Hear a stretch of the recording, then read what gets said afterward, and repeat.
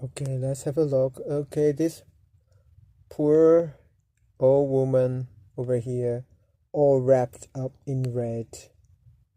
Yeah, she's on a stretcher.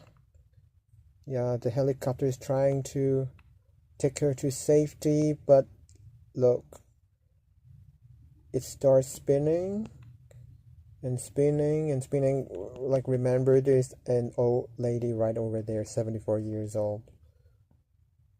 It seems it's just going to get quicker and quicker and quicker. Oh dear. She's alive. She's alive. No worries. And